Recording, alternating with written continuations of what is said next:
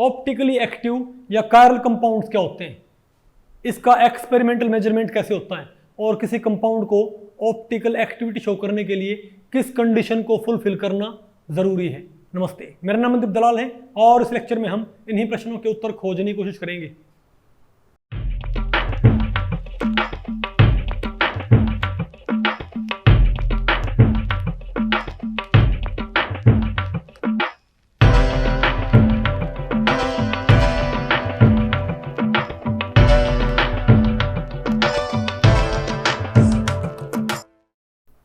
Okay, अब बताओ हम क्या पढ़ेंगे।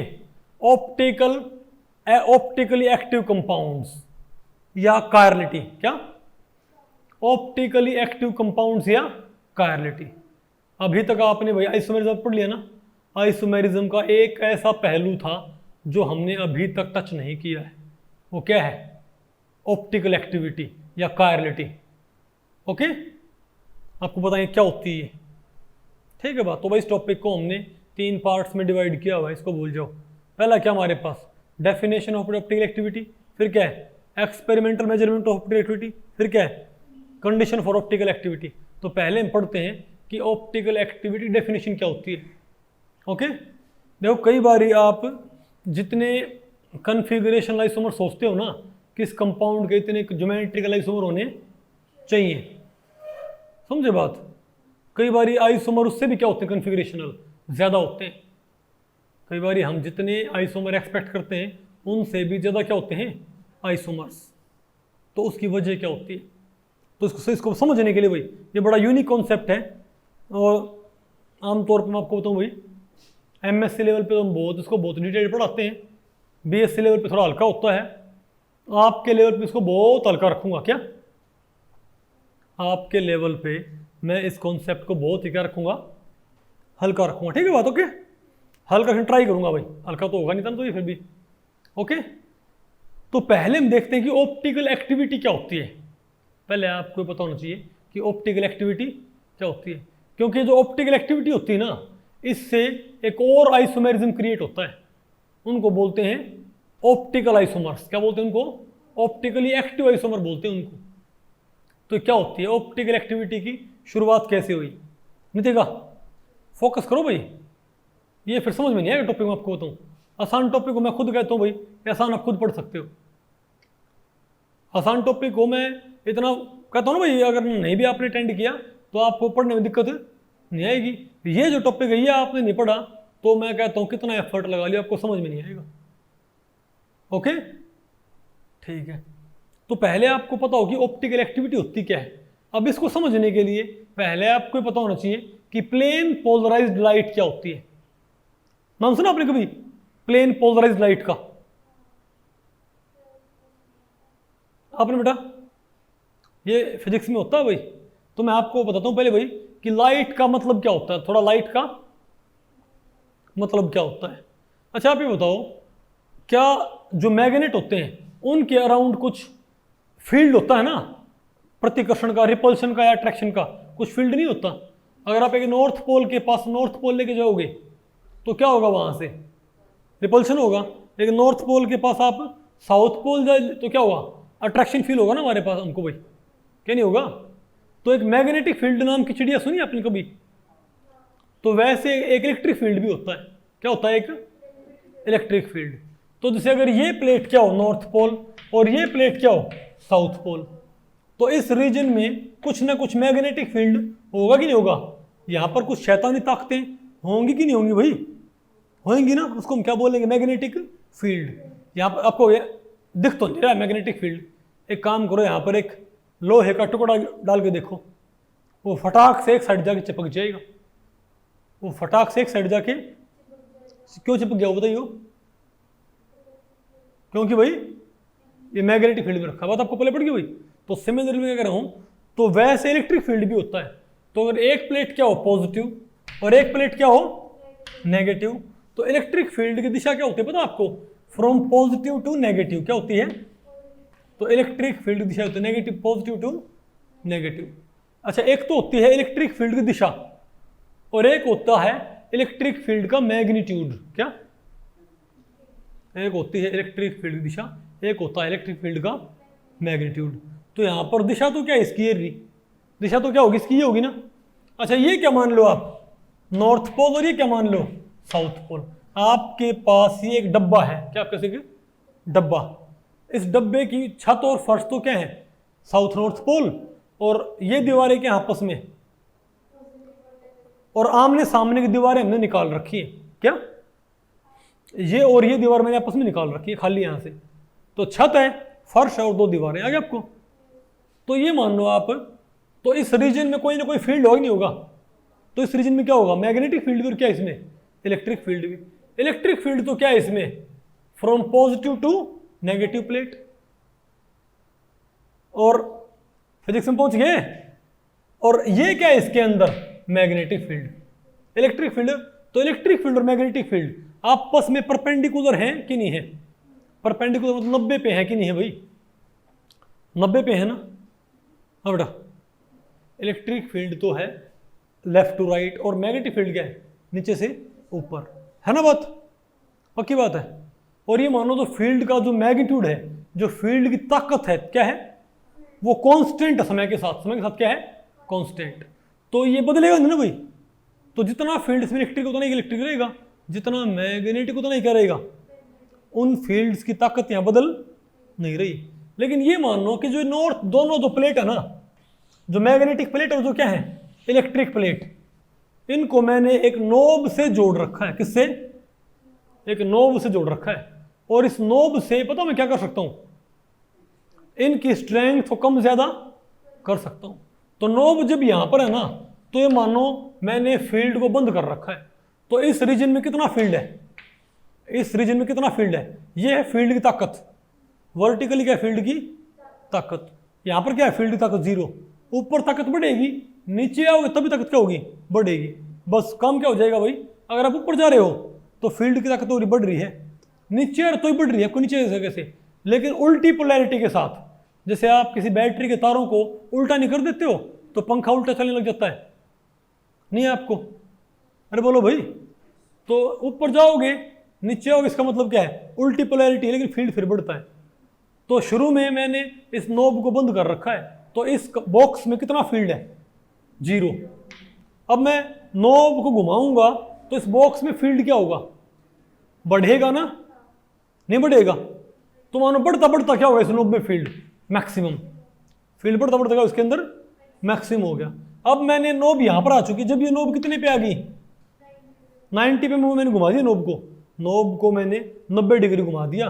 तो इस रीजन में फील्ड क्या हो गया, सबसे स्ट्रॉन्गर फील्ड।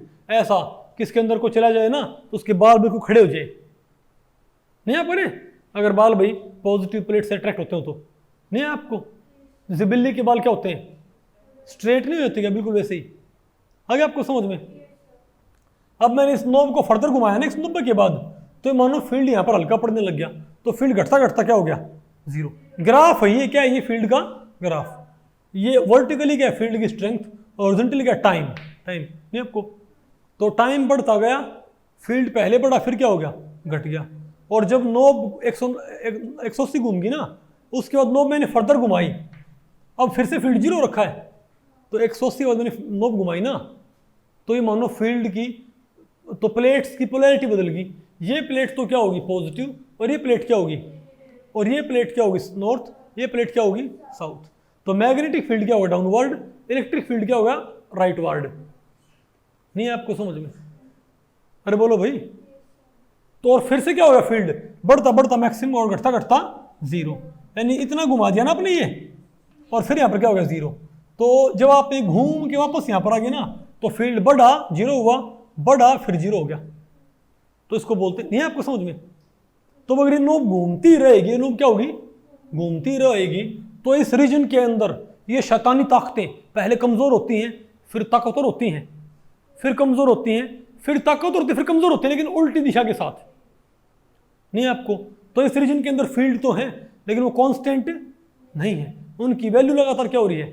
मैंने आपको पढ़ाया था थोड़ा होती है, नहीं पढ़ा उसमें, किसमें, अरे नेचर ऑफ इलेक्ट्रोमैग्नेटिक रेडिएशन में मैंने पढ़ा था आपको, ये नहीं पढ़ा मैंने आपको, नेचर ऑफ द इलेक्ट्रोमैग्नेटिक पढ़ा था मैंने आपको भाई। तो इस रीजन फील्ड बढ़ता घटता है ना।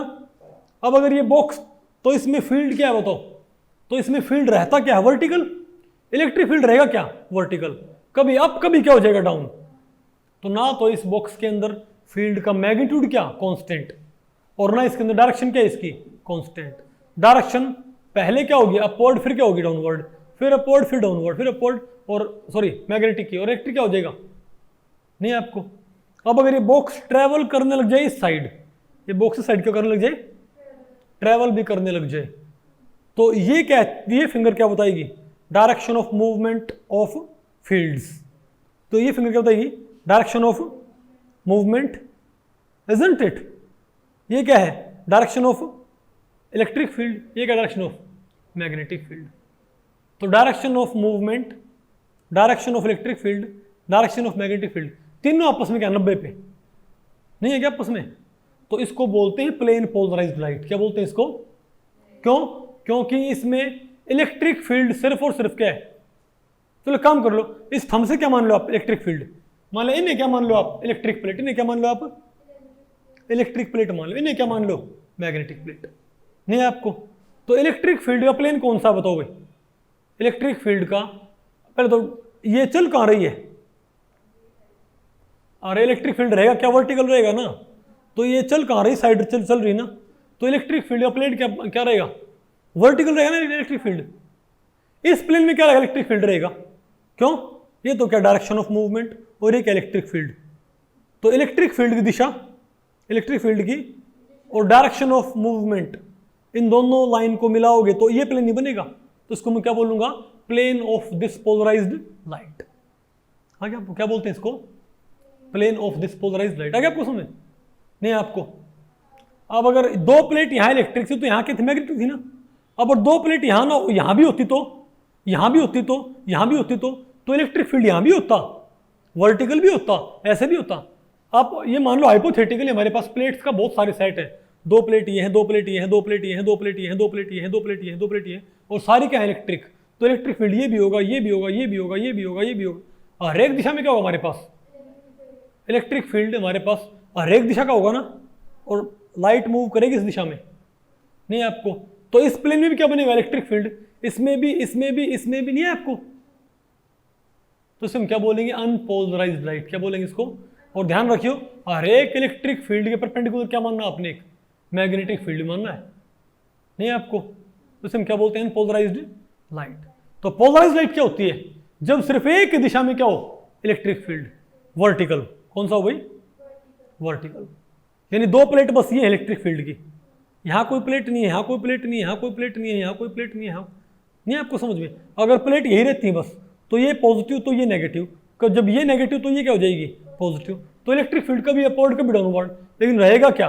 वर्टिकल। और डायरेक्शन ऑफ मोशन क्या है? ये है। तो ये क्या हो जाएगा? Plane of polarised light. आ गया आपको? तो ये पाया गया। थोड़ा देखो भाई, सारा मुझे बार बार आपको भाई, ये सारा मैंने आपको पढ़ा तो रखा है। अब समझे फिजिक्स कहाँ इस्तेमाल होती है? ऑर्गेनिक, इनऑर्गेनिक सब सीखने में क्या इस्तेमाल होती है? फिजिक्स। Isn't it? अरे बोलो। तो इसको बोलते हैं पोलराइज्ड, इसको बोलते हैं पोलराइज, क्या बोलते हैं इसको? Polarised light. तो ये पाया गया, तो भाई ये पाया गया कई कंपाउंड ऐसे हैं, अगर उनमें से हम पोलराइज्ड लाइट को गुजार दें, क्या कई कंपाउंड ऐसे हैं अगर मेरे पास उनका सॉल्यूशन है, ये मान लो इलेक्ट्रिक प्लेट ये है, क्या मान लिया? मान लो ये हमारे पास एक ऑर्गेनिक कंपाउंड का सॉल्यूशन है, क्या मेरे पास ये ऑर्गेनिक कंपाउंड का सॉल्यूशन है, और ये बताओ लाइट आ रही है, ये क्या रही है? लाइट। और इस लाइट की इलेक्ट्रिक प्लेट कौन सी है? ऊपर और नीचे वाली। तो इसमें इलेक्ट्रिक फील्ड की दिशा क्या रहेगी? वर्टिकल। क्या रहेगी? इलेक्ट्रिक फील्ड दिशा क्या वर्टिकल होगी ना भाई, नहीं है आपको। और ये क्या? Direction of motion. तो प्लेन क्या होगा लाइट का? ये होगा। तो इस इलेक्ट्रिक प्लेन का, तो इलेक्ट्रिक फील्ड किस प्लेन में है? इलेक्ट्रिक फील्ड इस प्लेन में बन जाएगी भाई। इस प्लेन में क्यों माने जाएंगे? क्योंकि चल रहे हैं फील्ड इस दिशा में, फील्ड चल रहे हैं इस दिशा में, और डायरेक्शन क्या फील्ड की? ऊपर नीचे। तो क्या हो गया ना प्लेन, नहीं है आपको। तो अगर मैं, तो कई बार ये पता, साइंटिफिक कम्युनिटी नहीं पाया, उन्होंने किसी ने गलती से देखा होगा, उन्होंने भाई जब आमतौर पे हम किसी ऑर्गेनिक कंपाउंड के सॉल्यूशन में से क्या पास करते हैं बताओ? जब आप किसी ऑर्गेनिक कंपाउंड के सॉल्यूशन में से क्या पास करते हो, इलेक्ट्रोमैग्नेटिक रेडिएशन, लाइट पास करते हो। इसलिए मैंने आपको पढ़ाया था भाई, ये मैंने सारा पढ़ा रखा आपको, ये फिजिकल के अंदर नहीं पढ़ा रखा। तो जब आप इसको इससे पास करते हो ना, तो जो ये प्लेन था ना पोलराइज्ड लाइट का, क्या था, वो थोड़ा टिल्ट हो गया। क्या हो गया वो, टिल्ट। यानी जो इलेक्ट्रिक फील्ड वर्टिकल था ना, जब ये लाइट निकली ना, इसमें से निकल गई, इसमें से ये निकल गई, तो ये थोड़ा हाथ तिरछा हो गया। यानी जो, यानी कि अगर सॉल्यूशन यहाँ पर है, अगर सॉल्यूशन कहाँ पर है, अगर सॉल्यूशन हमने यहाँ पर रख दिया और यहाँ पर लाइट आ रही है, और इस लाइट में ये मान लो सिर्फ क्या है, ये पोलराइज्ड लाइट है, क्या ये, यानी इसमें इलेक्ट्रिक फील्ड क्या होगा, एक ही दिशा में होगा, मतलब वर्टिकल दिशा बोल लो भाई, क्योंकि फ्लिप तो उल्टा उल्टा पुल्टा तो होता ही रहेगा। आप नहीं बोल सकता, ना डाउन बोल सकता नहीं आपको। तो ये क्या मान, इलेक्ट्रिक प्लेट, लाइट की ये क्या है, लाइट में इलेक्ट्रिक फील्ड होता है, लाइट में मैग्नेटिक फील्ड भी होता है, तो इलेक्ट्रिक फील्ड की दिशा होती है। तो ये क्या, इलेक्ट्रिक लाइट का इलेक्ट्रिक फील्ड की प्लेट, तो इसमें से निकला ना, तो ये प्लेट ऐसे होगी। तो पहले प्लेन क्या था, पहले डायरेक्शन ऑफ फील्ड ये थी ना, अब डायरेक्शन फील्ड क्या होगी, ये नहीं होगी। तो लाइट थोड़ी मुड़ नहीं गई भाई, लाइट नहीं, लाइट का इलेक्ट्रिक फील्ड थोड़ा मुड़ नहीं गया, तो जितने डिग्री मुड़ गया ना, इसको बोलते हैं एंगल ऑफ रोटेशन। क्या बोलते हैं इसको। तो ये पाया गया कि कई कंपाउंड को जब हम, तो ये पाया गया कई कंपाउंड के सॉल्यूशन में से जब हम क्या पास करते हैं, प्लेन पोलराइज्ड लाइट, तो ये पाया गया कि कई कंपाउंड्स के सॉल्यूशन में से जब हम क्या पास करते हैं, प्लेन पोलराइज्ड लाइट पास करते हैं, तो लाइट का प्लेन थोड़ा सा क्या होता है, मुड़ जाता है। सभी कंपाउंड में से ही, तो कई कंपाउंड्स ने तो लाइट की जो इलेक्ट्रिक प्लेट थी उनको टिल्ट कर दिया, और कईयों ने टिल्ट नहीं किया। तो जिन्होंने इलेक्ट्रिक फील्ड की दिशा को थोड़ा मोड़ दिया, लाइट की दिशा को नहीं, लाइट तो ऐसे ही जाएगी, लाइट में प्रेजेंट इलेक्ट्रिक फील्ड को थोड़ा मोड़ दिया, तो उन्हें बोला गया ऑप्टिकली एक्टिव कंपाउंड। क्या बोला गया उनको। और जिन्होंने ऐसा नहीं किया उन्हें क्या बोला गया, ऑप्टिकली इनएक्टिव कंपाउंड। आ गया आपको। और ये और पाया गया कि कई कंपाउंड तो लाइट के प्लेन को राइट में मोड़ते हैं, और कई कंपाउंड लाइट के प्लेन को लेफ्ट में मोड़ते हैं। तो जो लाइट के प्लेन को राइट में मोड़ते थे उन्हें क्या बोला गया, डेक्स्ट्रो रोटेटरी। क्या बोला गया, डेक्स्ट्रो दाहिना। क्या भाई, कईयों ने तो लाइट के प्लेन को ऐसे मोड़ दिया, कईयों ने ऐसे मोड़ दिया।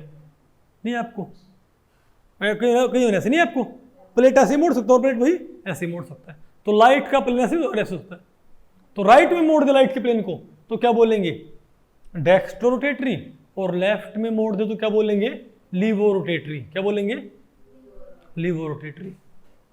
नहीं है आपको समझ में। तो ये उनका भाई ऑब्जर्वेशन था साइंटिफिक कम्युनिटी का। ओके, तो उन्होंने पाया कि जब हम प्लेन पोलराइज्ड लाइट को पास करते हैं किसमें से, किसी भी सॉल्यूशन में से, तो या तो लाइट का प्लेन मुड़ेगा या नहीं मुड़ेगा। अगर लाइट का प्लेन नहीं मुड़ता है, पोलराइज्ड लाइट का प्लेन, पोलराइज्ड लाइट का इलेक्ट्रिक फील्ड की दिशा नहीं मुड़ती है, तो क्या है, ऑप्टिकली इनएक्टिव है। अगर मुड़ जाती तो क्या, ऑप्टिकली एक्टिव है। ओके, और अगर मुड़ जाती है तो राइट में मुड़ती तो क्या बोलेंगे उसको, डेक्स्ट्रो, लेफ्ट में मुड़ती क्या बोलेंगे उसको, लीवो। नहीं आपको समझ में। तो उन्होंने ये पाया भाई, उन्होंने उसका बोल दिया। तो इस तरीके से उन्होंने सभी कंपाउंड्स को फिर इस बात के आधार पे क्लासिफाई करना शुरू कर दिया कि कौन से डेक्स्ट्रो और कौन से क्या हैं, लीवो हैं। तो उन्होंने सभी कंपाउंड्स को इस बात के आधार पे क्लासिफाई करना शुरू कर दिया कि कौन से डेक्स्ट्रो और कौन से क्या हैं, लीवो हैं। जो नहीं है वो तो नहीं है, जो है वो क्या वही, या तो लीवो क्या होंगे, डेक्स्ट्रो। लेकिन कोई कंपाउंड ऑप्टिकली एक्टिव है कि नहीं है इसका पता नहीं लगता कब, हमेशा जब बाकायदा उसका सॉल्यूशन लेके और लाइट को उसमें से पास करके देखते भाई। अगर उनको ये पता करना है कि whether a compound is optically active और नॉट, एकमात्र रास्ता क्या है, उस कंपाउंड का सॉल्यूशन लेके उसमें से लाइट पास करके देखो, और तब देखो मुड़ता है कि, और कोई तरीका नहीं पता करने कि वो भाई लीवो रोटेटरी है, मतलब ऑप्टिकली एक्टिव है कि नहीं है। लेकिन साइंटिफिक कम्युनिटी इस बात की फिराक में थी कि हमको ये एक्सपेरिमेंट करके ना देखना पड़े, हमको कंपाउंड देखते पता लग जाए कि एक्टिव होगा कि नहीं होगा। कुछ बात आपको पहले पड़ रही भाई? अरे बोलो भाई, नहीं है आपको? वो चाहते हैं कि हमको भी क्या ना करना पड़े, एक्सपेरिमेंट ना करना पड़े, हमको वैसे ही पता लग जाए कि कंपाउंड लाइट को प्लेन को मोड़ेगा कि नहीं मोड़ेगा। तो उन्होंने एक बात देखी कि जो जो कंपाउंड लाइट के प्लेन को मोड़ पाते हैं ना, क्या चलो इसको आपको बाद में बताएंगे बल्कि, ठीक है? ये आपको आ गया? अरे बोलो भाई, आ गया ना आपको ये? अब थोड़ा पहले एक बार हम ये देख लेते हैं कि इसको आप इसका एक्सपेरिमेंटल मेजरमेंट कैसे कर सकते हो। फिर इसको मैं आपको बताऊंगा भाई कि आप कैसे मालूम कर सकते हो कि कंपाउंड ऑप्टिकली एक्टिव है कि नहीं है। बिना एक्सपेरिमेंट की हम कैसे मालूम कर सकते हैं, ठीक है? तो पहले आपको बताते हैं कि इसका एक्सपेरिमेंटल मेजरमेंट क्या होगा, ठीक है? अच्छा मैं आपको बताऊं भाई, देखो जो आपको लाइट मिलती है ना सूरज से या कहीं से भी, आमतौर पे वो मिलती है आपको अनपोलराइज्ड लाइट। क्या मिलती है? यानी अगर लाइट की किरण आ रही है, लाइट के, मान लिया ये एक लाइट की किरण है, मान लिया ये एक लाइट की क्या है, किरण, रे है, तो इस लाइट की रे में ये वाले फील्ड भी होते हैं, ये वाले फील्ड भी, ये वाले फील्ड भी, ये वाले फील्ड, मतलब इसमें ये फील्ड भी है, इस दिशा का इलेक्ट्रिक फील्ड भी है। फील्ड चल रहे हैं इस दिशा में, फील्ड चल रहे हैं, फील्ड की चलने की दिशा नहीं, फील्ड की चलने दिशा क्या होगी, यही होगी, लेकिन वर्टिकल फील्ड भी होंगे, ये फील्ड भी, ये फील्ड भी, ये फील्ड भी, ये फील्ड भी, ये फील्ड भी, ये फील्ड भी, तो क्या बोलेंगे उसको? Unpolarised light. तो मान ले ये बताओ मेरे पास क्या रही है, अनपोलराइज्ड लाइट। ये हमारे पास क्या रही भाई, अनपोलराइज्ड लाइट है। क्या मेरे पास अनपोलराइज्ड लाइट? इलेक्ट्रिक फील्ड क्या है, ये भी है, ये भी है, ये भी है, ये भी है, ये भी है, सब नहीं है, नहीं क्या?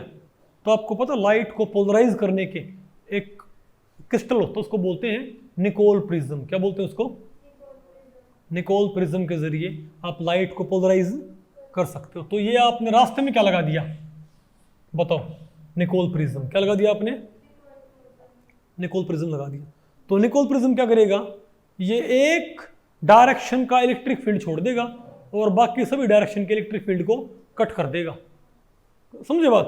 तो हमारे पास क्या निकलेगा यहां से? तो जब यहां पर आएंगे ना तो हमारे पास सिर्फ क्या बच गई, मान लिया वर्टिकल इलेक्ट्रिक फील्ड तो बच गया, यानी कि वर्टिकल प्लेट तो बच गई और बाकी सारी प्लेट टूट के क्या होगी, अलग हो गया, हाइपोथेटिकल प्लेट्स नहीं है आपको। तो इसे, तो ये क्या है हमारे पास, अनपोलराइज्ड लाइट। ये मेरे पास क्या है, पोलराइज्ड लाइट। अनपोलराइज्ड क्या होगी, पोलराइज्ड। नहीं आया? हाँ बताओ पंचू बेटा, कुछ पहले पढ़ रहे हैं? ठीक है। अब रास्ते में आप एक काम करो, एक और प्रिज्म रखो। क्या रखो आप? एक और प्रिज्म रखो। इसको बोलते हैं एनालाइजर। क्या बोलते हैं इसको? एनालाइजर। अब आप इसको ऐसे मानो, अब अगर ये वाला प्रिज्म और ये वाला प्रिज्म ऑर्थोगोनल है तो ये यहां से निकल नहीं पाएगी। क्या यहां पर आपको पता क्या मिलेगी? Zero light. क्या मिलेगी आपको यहां पर? Zero light. क्यों? क्योंकि ये प्रिज्म और ये देखो, ये प्रिज्म ऐसे है और ये मैं ऐसे दिखाया है। इसका मतलब क्या आपस में कहीं ऑर्थोगोनल। क्या है ये? ऑर्थोगोनैलिटी का मतलब क्या होता है, इसको मैं आपको ऐसे समझाता हूं कि यहां पर जीरो, वहां पर लाइट आपको मिलेगी नहीं, यहां पर क्या मिलेगा आपको? बिल्कुल अंधेरा। क्या मिलेगा आपको? अंधेरा कायम रहे। नहीं है आपको ये क्या बोला भाई? आप इसको ऐसे मानो कि मान लिया आपके पास एक छड़ी है। क्या आपके पास एक छड़ी है? उस छड़ी के ऊपर आप बहुत सारे रेड गत्ते काट लो। क्या करो? और रेड गत्ते आधे आधे काट लो। क्या करो? आधे आधे काट लो। रेड गत्ते क्या शो करेंगे? Electric field. और ग्रीन गत्ते क्या शो करेंगे? Magnetic field. लेकिन ग्रीन गत्ते में दिखाऊंगा नहीं भाई, समझ जाइयो। जिस प्लेन में मैंने रेड गत्ते लगाए हैं उससे परपेंडिकुलर क्या लगाने हैं आपने? ग्रीन गत्ते। ओके। अब इस छड़ी के ऊपर एक रेड गत्ता यहां लगाओ, दूसरा रेड गत्ता यहां लगाओ। ये किसको दिखा रहा है कि फील्ड बढ़ता बढ़ता मैक्सिमम, घटता घटता जीरो, बढ़ता बढ़ता मैक्सिमम, लेकिन उल्टी पोलैरिटी के साथ घटता घटता जीरो। लेकिन डायरेक्शन क्या रहेगी? वर्टिकल। क्या हुई? तो इसके ऊपर ऐसे क्या चिपका दो? गत्ते चिपका दोगे भाई? इसके परपेंडिकुलर क्या हो जाएंगे, ग्रीन गत्ते। ओके, तो इस छड़ी के ऊपर यहां पर मैंने क्या लगा दिए, रेड गत्ते चिपका दिए, और फिर थोड़ा तिरछे करके भी, ये तो क्या है, रेड गत्ते ऐसे चिपका रखे और ऐसे भी नहीं है आपको। अरे भाई रेड गत्ते ऐसे चिपकाने है ना, रेड गत्ता रेड गत्ता रेड गत्ता रेड गत्ता रेड गत्ता रेड गत्ता रेड गत्ता, नहीं आपको आधा गत्ता भाई, रेड गत्ता नहीं आपको, रेड गत्ता red red red red red red नहीं आपको, और उनको आगे बढ़ाना आपने। ओके, अब आप ये बताओ कि मान लिया यहां पर अब हमारे पास एक स्लिट है, हमारे पास क्या हुई, एक स्लिट, और यहां पर ये स्लिट वर्टिकल, क्या हमारे पास वही, वो हमारे पास दो स्लिट है, हमारे पास क्या है, आप समझो इसको भाई, एक मेरे पास स्लिट ये है और एक मेरे पास स्लिट ऐसी है, कौन सी, एक स्लिट तो ऐसी है और एक स्लिट यहां पर मेरे पास ऐसी है। तो छड़ी है, इस छड़ी के ऊपर हमने गत्ते ऐसे भी चिपका रखे हैं और गत्ते भाई ऐसे भी चिपका रखे हैं, मतलब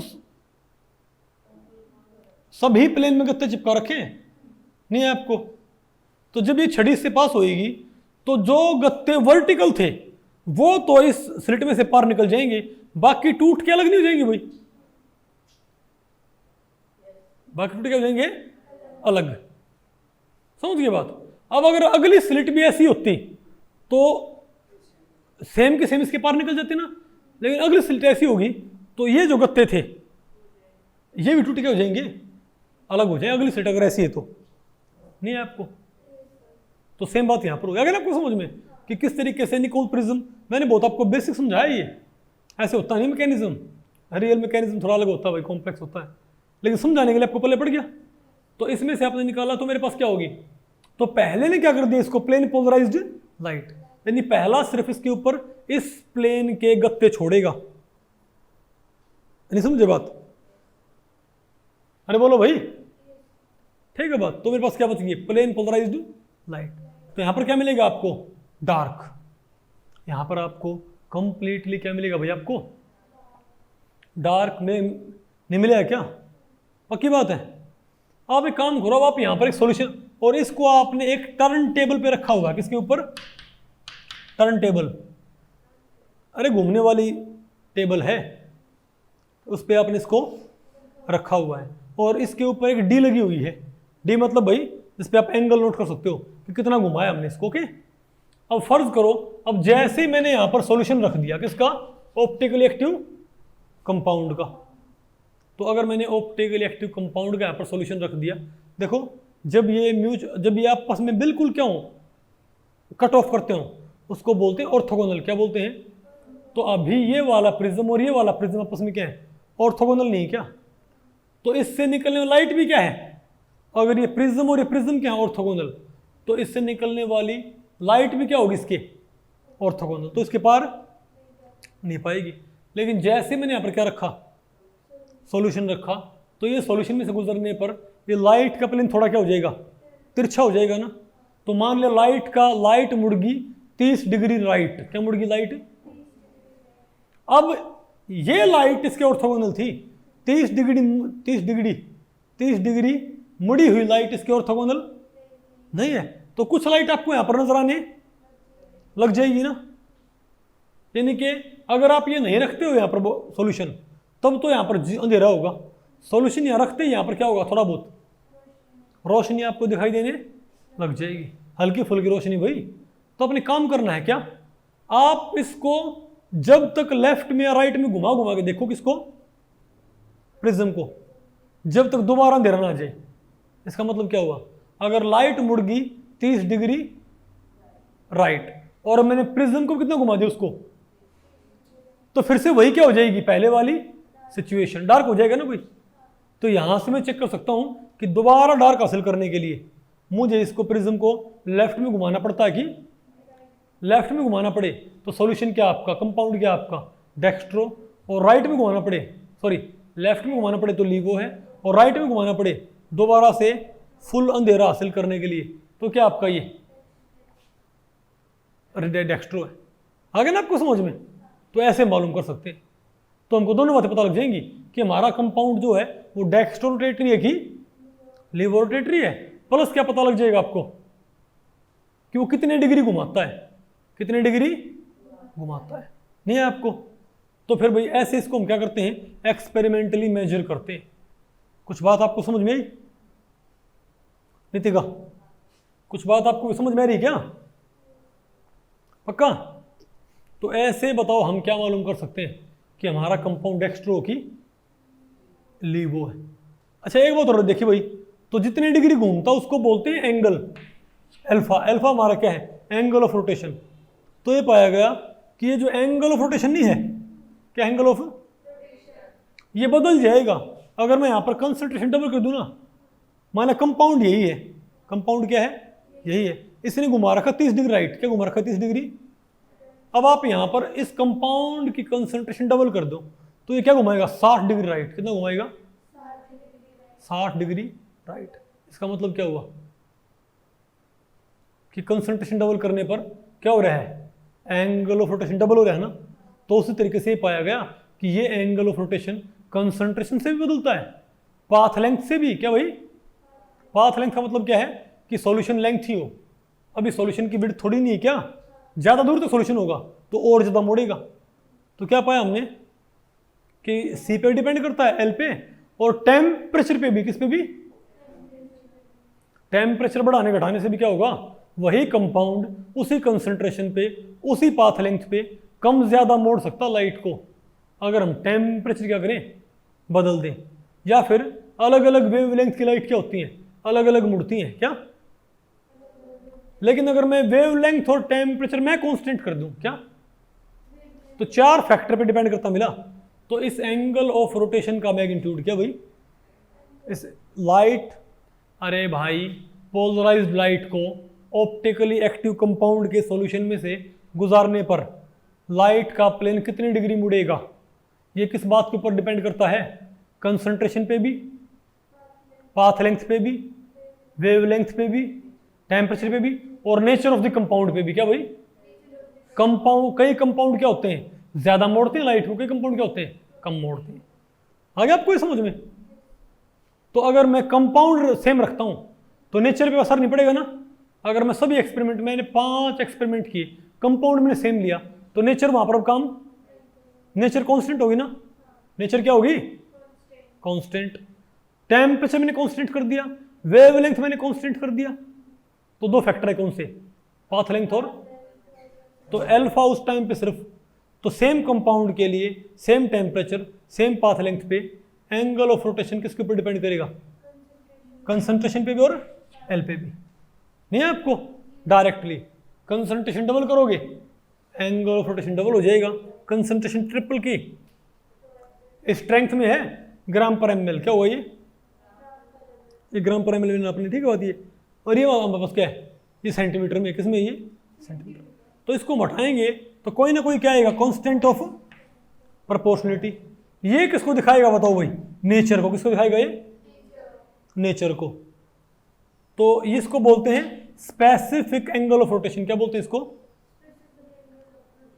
तो किसके बराबर होगा, जब कंसंट्रेशन भी क्या हो 1 और पाथ लेंथ भी क्या हो 1, तो उस वक्त एक्स क्या होगा, अल्फा के बराबर। तो स्पेसिफिक एंगल ऑफ रोटेशन क्या होता है, तो भाई स्पेसिफिक एंगल ऑफ रोटेशन क्या होता है बताओ, क्या एंगल ऑफ, अरे भाई angle through which plane of polarised light is rotated when it is passed through a solution of optically active compound with unit concentration and unit path length। क्या मतलब, जब ऐसे सॉल्यूशन से गुजारा गया है जिसकी पाथ लेंथ भी क्या है 1 सेंटीमीटर और कंसंट्रेशन क्या है, बोलो भाई 1 ग्राम पर एमएल।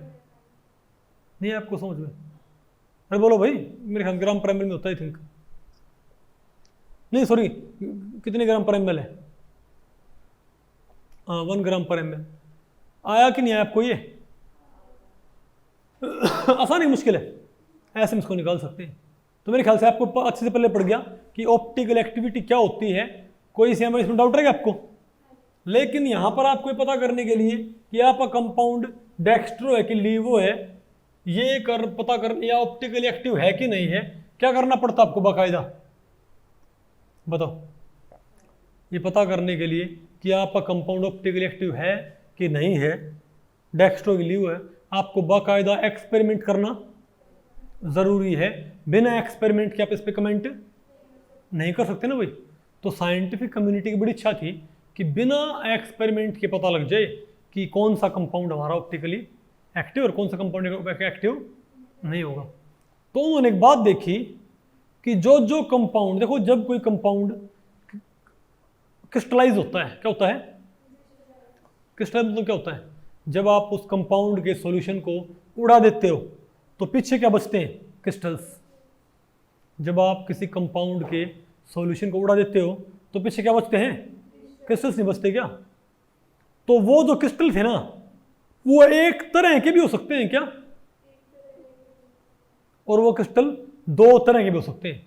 जैसे एक कटोरी में दाल हो और एक में दाल और कंकड़ हो, तो एक कटोरी में दाल और कंकड़ दो चीज़ नहीं मिल रही क्या, एक कटोरी में सिर्फ क्या है, दाल है।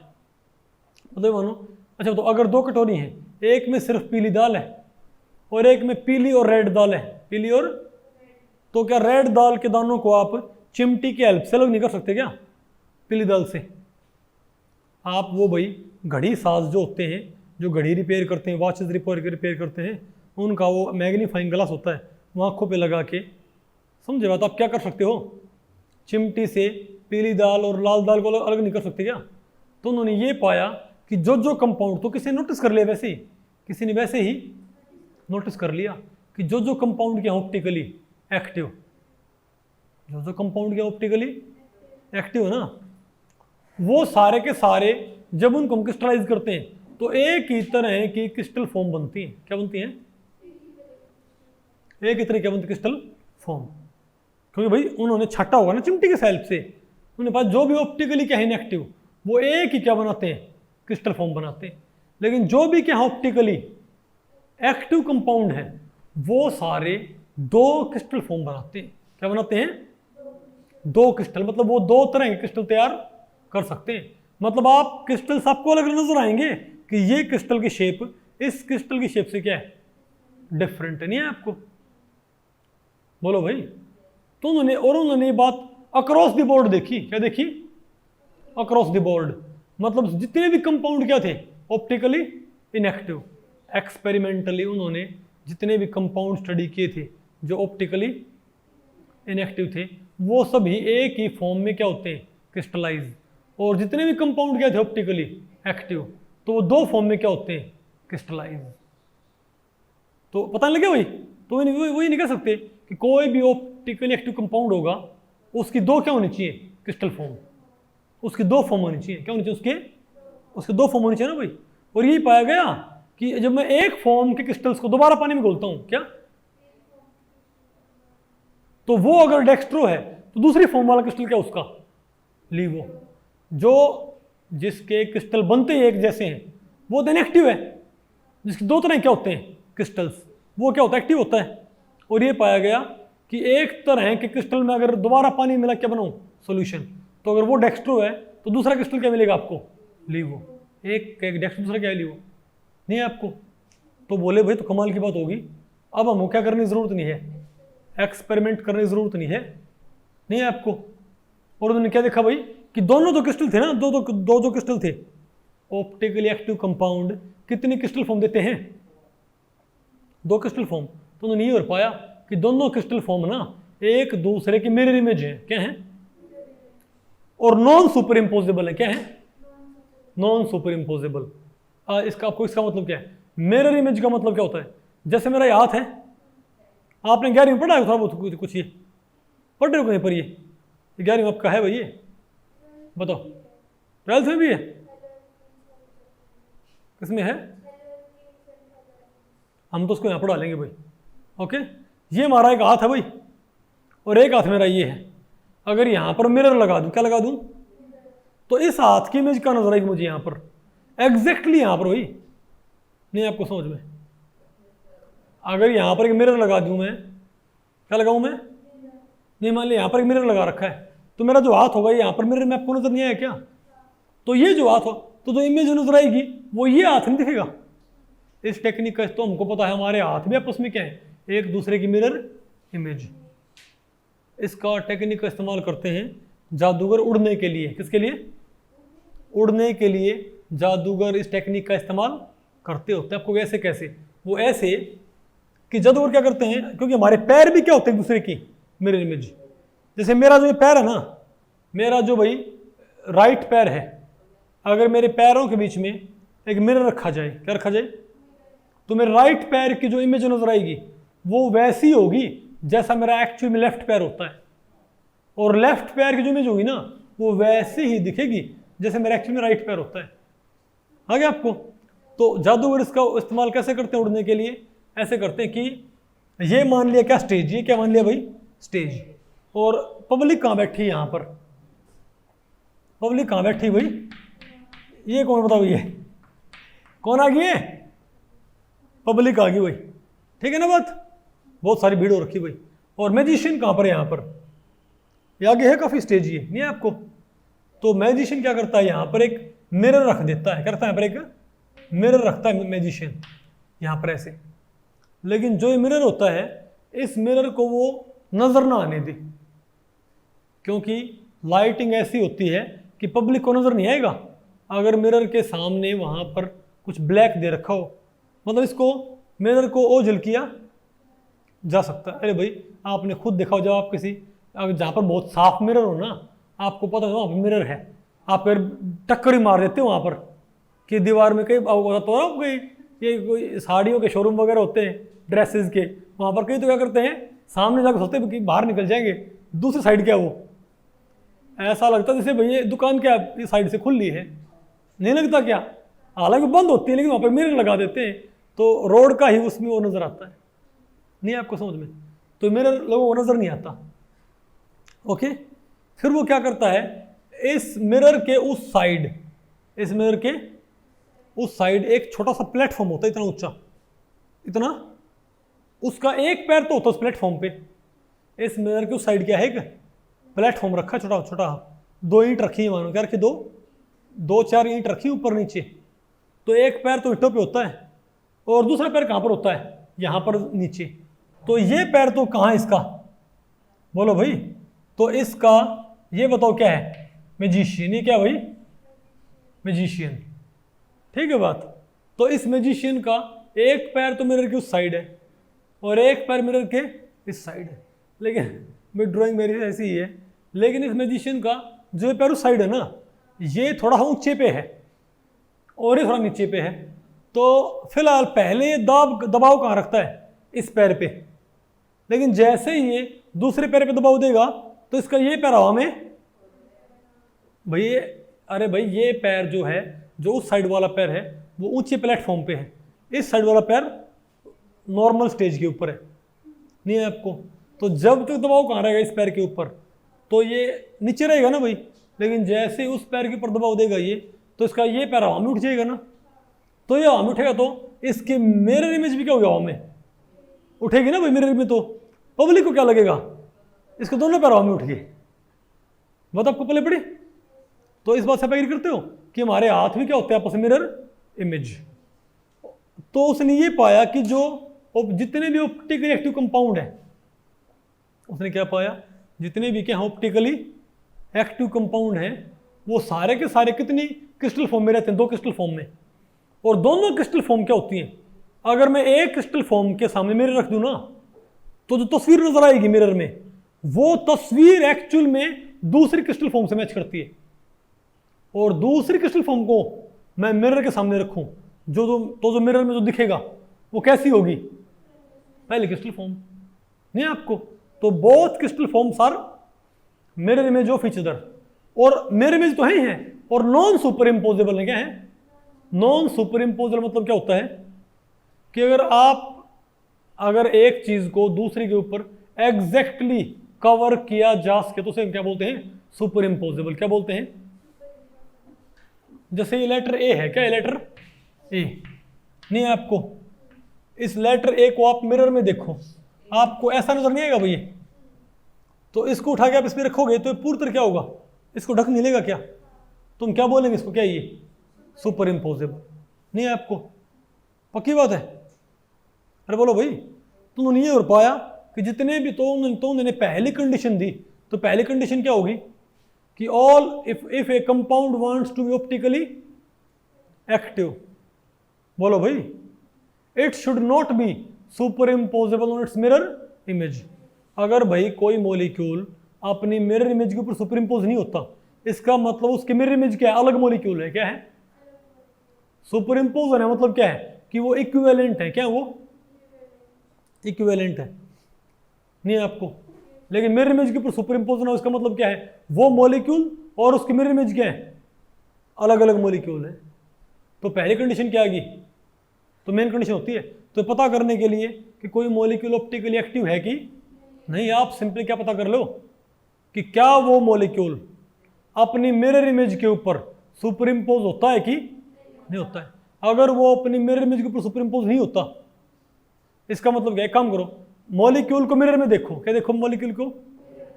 तो मिरर में एक मॉलिक्यूल आपको और नजर आएगा ना, उसको रियलाइज कर लो। रियलाइज का मतलब क्या होता है? उसका जैसा दिख रहा है ना आपको, उसका एक्चुअल मॉडल बना लो। पहले आप क्या बनाओ? अपने मॉलिक्यूल का मॉडल। क्या बनाओ? पहले आप अपने मॉलिक्यूल का मॉडल बना लोगे बॉल एंड स्टिक से। फिर सामने क्या रखो? मिरर। मिरर रखने पर इस मॉलिक्यूल का आपको मिरर में कुछ नजर आएगा ना, उसका भी क्या बना लो? उस इमेज का भी क्या बना लो? Real model. क्या बना लो भाई? तो आपके पास मॉलिक्यूल का और मॉलिक्यूल की इमेज का दोनों के मॉडल आ गए। उनको एक दूसरे के ऊपर उसको घुमा फिरा के कैसे भी एक दूसरे के ऊपर ढक के देखो। अगर एक पूरे दूसरे को पूरी तरह से ढक लेता है तो हम क्या बोलेंगे? वो मॉलिक्यूल और उसकी मिरर इमेज अलग अलग चीजें, एक ही चीज है, और वो ऑप्टिकली क्या होगा? इनएक्टिव। लेकिन अगर वो मॉलिक्यूल अपनी मिरर इमेज के ऊपर सुपर इम्पोज नहीं हो पा रहा, पूरी तरह उसको ढक नहीं पा रहा, इसका मतलब क्या है? वो मॉलिक्यूल अलग है, उसकी मिरर इमेज क्या है? अलग मॉलिक्यूल है। तो दो क्या हो गया हमारे पास? Optically active. तो उनमें से एक क्या है? डेक्स्ट्रो, एक क्या है? लीवो। तो बोले भाई, तो नॉन सुपर इम्पोजिबिलिटी क्या? तो अगर दो मॉलिक्यूल्स आपस में क्या है? मिरर इमेज एक दूसरे की, और नॉन सुपर इम्पोजेबल है, तो क्या है? Optically active. तो बोले भाई ये प्रॉपर्टी हमारे हाथों के पास भी होती है। क्या? हमारे हाथ ऐसे होते हैं? हमारे हाथ भी क्या आपस में ऑप्टिकल मिरर इमेज? क्या हमारे हाथ आपस में मिरर इमेज नहीं क्या? लेकिन मैं अपने हाथों को एक दूसरे के ऊपर सुपर इम्पोज कर सकता हूं? नहीं। बताओ। पहली बात देखो, ये फिंगर और ये फिंगर एक सी नहीं है। आपको वही ना सुपर, अभी सुपर इम्पोज है वही। तो थंब तो सुपर इम्पोज हो ही नहीं रहे। आपको ऐसे कर देंगे सुपर इम्पोज? नहीं होगा भाई। अगर आप जादू के जोर से मेरा ये हाथ मेरे साथ में मर्ज हो जाए, क्या हो जाए? तो इसको हम क्या बोलेंगे? इसको हम क्या बोलेंगे? इसको हम बोलेंगे बैक। इसको हम क्या बोलेंगे? इसको बोलेंगे रियर स्किन। क्या बोलेंगे इसको? क्या बोलते हैं इसको? इस पार्ट को बायो वाले, इसको पाम बोलते हैं, पाम। इसे क्या बोलते हैं? इस पार्ट को ये, तो इसको हम क्या बोलते हैं भाई?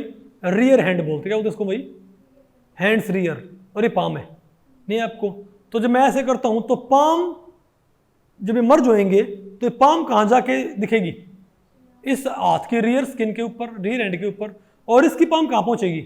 इसकी। तो ये मर्ज सुपर इम्पोज नहीं हो रहे भाई। ये सुपर इम्पोज क्या होता है कि रियर हैंड दिखे, रियर हैंड के ऊपर जाना चाहिए, और पाम जानी चाहिए पाम के ऊपर। तो दोनों की पाम क्या होनी चाहिए?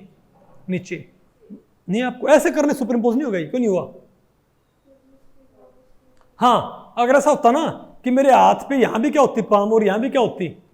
पाम ही होती। ऐसा हाथ किसी का होता नहीं कि दोनों साइड क्या होती हो? हथेली। नहीं आपको समझ में? तब तो ठीक था भाई, लेकिन अब तो नहीं होगा बिल्कुल भी। इसकी पाम, इसकी पाम, हथेली भाई रखोगे तो हथेली हथेली से क्या हो जाएगी? मर्ज। लेकिन ना तो थंब मर्ज कर रहे, इसीलिए क्या होता है? आप राइट हैंड ग्लव कभी भी लेफ्ट हैंड में नहीं पहन सकते, और लेफ्ट हैंड ग्लव कभी नहीं पहन सकते। ये कहते हैं ना ऊपर वाला सब कुछ है। मैं कहता हूँ लेफ्ट हैंड ग्लव कहाँ पहना के दिखा दे? राइट हैंड में। उनको सुपर इम्पोज दिखा दे, क्या? नहीं होगा भाई। तो हमारे हाथ क्या? Non super. तो बोले हमारे हाथ भी तो क्या है? Non super imposable mirror. और ये नहीं कैसे भी घुमा फिरा के इन हाथों को, अगर भाई हाथों काटना तो नहीं है, लेकिन बात आपको पले पड़ी, अगर हमारे पास हाथों के दो मॉडल हो ना, उनको आप दोनों दस्ताने लेके क्रिकेट के क्रिकेट में दोनों ग्लव लेके और कभी उनको सुपर इम्पोज कर दिखा दो आपस में, नहीं होंगे ना। हाथों के तो रिप्रेजेंट करते हैं। तुम्हारे हाथ भी क्या होते हैं? Non super imposable mirror image. देखो अब को सुपर इम्पोज हो गए? नहीं हुए। क्यों नहीं हुए? क्योंकि जब मर्ज होएंगे तो इसकी स्किन जाएगी रियर स्किन के ऊपर, पाम स्किन जाएगी रियर स्किन पे, और इसकी पाम स्किन जाएगी इसकी रियर स्किन पे, और मर्ज होने के बाद आपस में, मतलब ये हाथ इसके अंदर पहुंच जाए बिल्कुल, ये हाथ और ये हाथ आपस में ओवरलैप कर जाए। नहीं आपको? तो हमारे हाथ भी क्या होते हैं? Non super imposable mirror image. तो वो बोले भाई, और तो ये नहीं बोले, और ऑप्टिकल एक्टिविटी की कंडीशन क्या होती है? ऑप्टिकल एक्टिविटी की कंडीशन क्या होती है कि मॉलिक्यूल से क्या नहीं होना चाहिए? मॉलिक्यूल से क्या होना चाहिए? Non super imposable mirror image. Molecule से क्या होना चाहिए?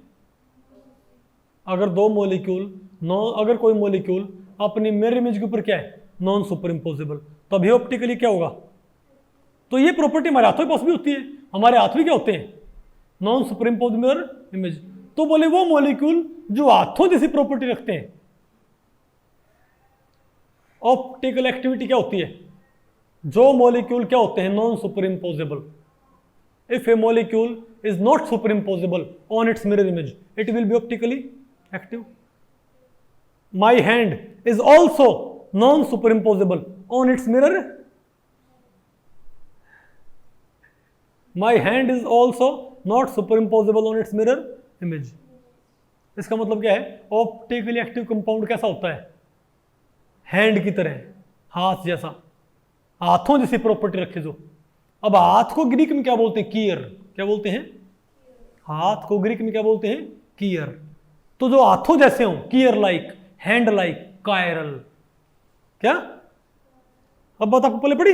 उपकार। अब क्यों बोलते हैं कायरलिटी? यानी कि जिन मॉलिक्यूल के पास हाथों जैसी प्रॉपर्टी हो, hand like property, chiral like, chiral property. क्या भाई? यानी जो मॉलिक्यूल हाथों जैसी प्रॉपर्टी रखेंगे, यानी कि non super imposability on their mirror, ये हाथ अपनी मिरर इमेज के ऊपर सुपर इम्पोजेबल नहीं है। क्या होता है? ये एक छात्र था कुछ भाई, क्या होता है? क्या?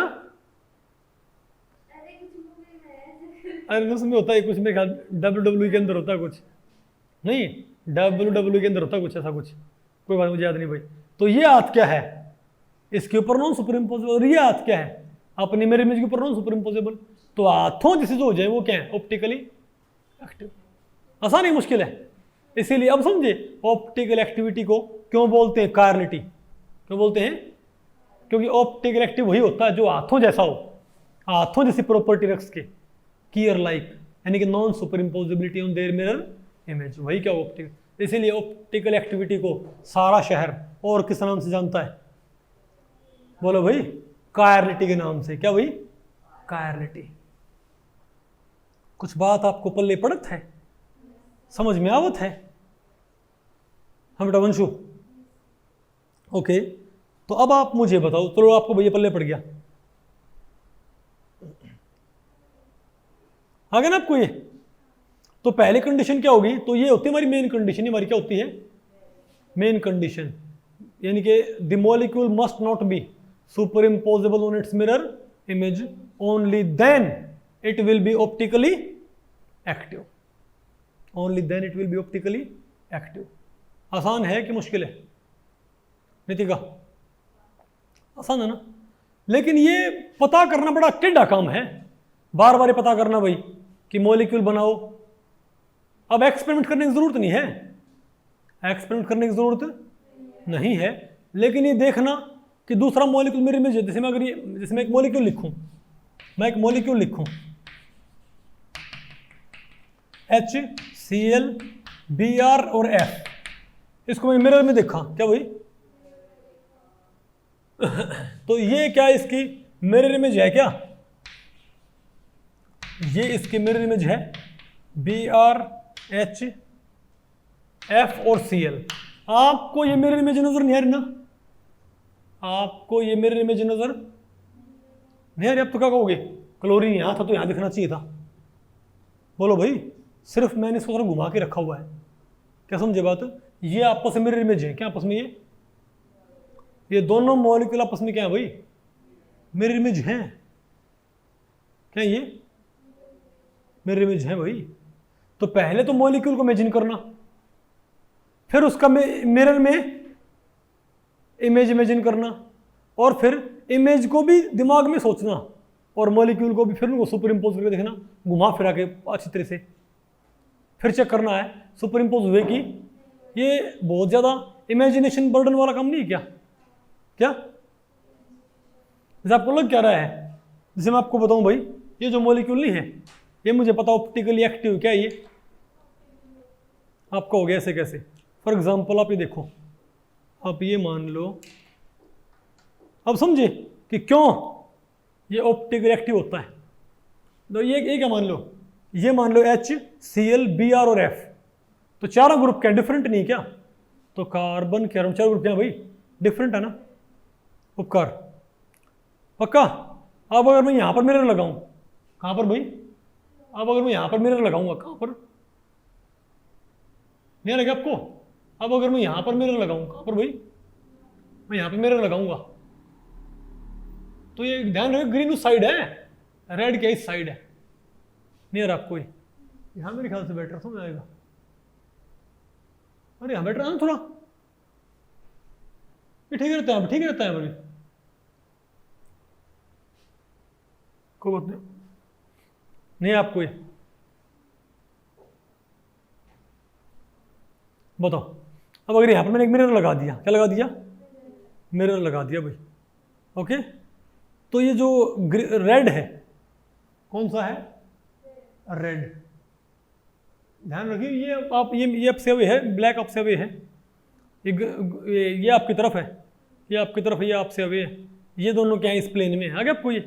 तो मैं यहाँ पे मिरर लगाया, तो ये ब्लू और ये तो ऐसे ही नजर आएंगे, ब्लू ऐसे है, ब्लैक ऐसे है, तो ब्लू ऐसे और ब्लैक ऐसे नजर आएगा।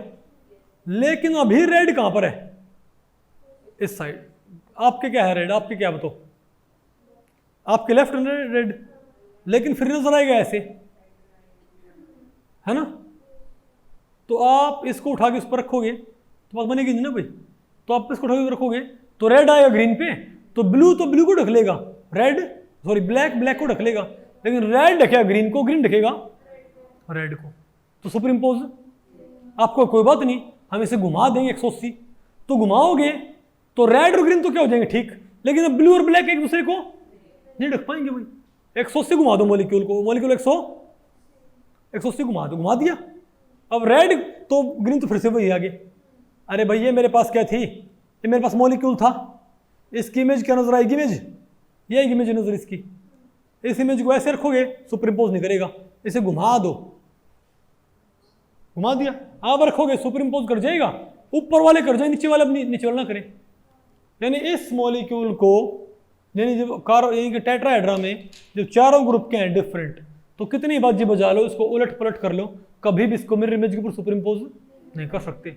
इसका मतलब ये मॉलिक्यूल अलग है और इसकी मिरर इमेज क्या है, अलग है। ये इसकी मिरर इमेज है, लेकिन क्योंकि भाई आप 3 डायमेंशन है और देखा किस पे रहे हो 2 डायमेंशन पे, तो आपको समझ में नहीं आ रहा मिरर इमेज है कि नहीं है। तो एक तो मिरर इमेज इमेजिन करना, फिर उस पर सुपर इम्पोज करके देखना, ये बहुत टाइम कंज्यूमिंग नहीं क्या? अरे भाई कि ये बहुत ज्यादा इमेजिनेशन इंटेंसिव प्रोसेस नहीं क्या?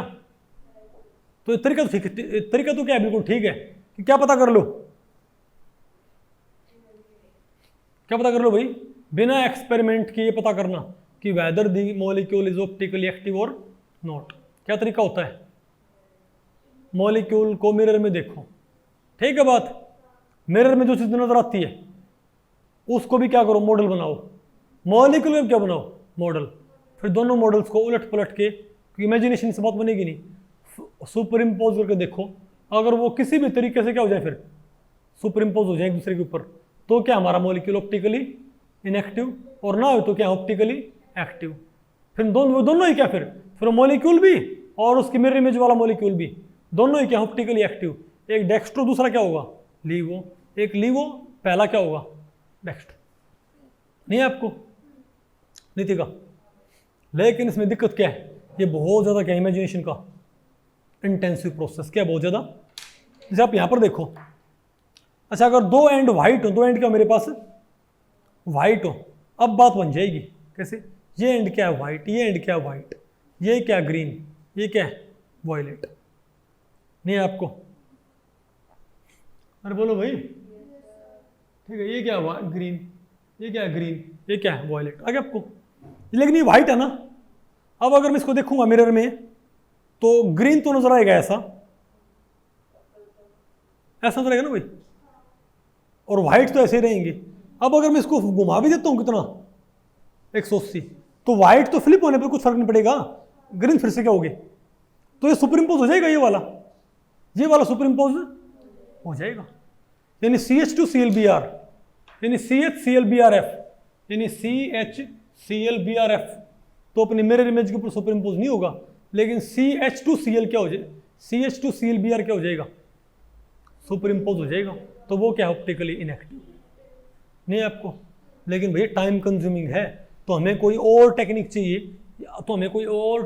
चाहिए, ये पता करने के लिए कि हमारा मॉलिक्यूल ऑप्टिकली एक्टिव है कि नहीं है। तो दूसरी टेक्निक ये होती है कि आप सिर्फ ये मालूम कर लो, मॉलिक्यूल में आप 3 चीजें पता कर लो, उनमें से एक भी मिल गई ना आपको तो इनएक्टिव होगा। क्या? तो पहली कंडीशन क्या होती है, पहला सबसे मेन तो क्या होता है, कैसे पता करते हैं, एक्सपेरिमेंट से। एक्सपेरिमेंट ना करना पड़े इसके लिए क्या करो, मिरर में देख लो, अगर मिरर इमेज के ऊपर क्या नॉन सुपर इम्पोजिबल, तो क्या होगा ऑप्टिकली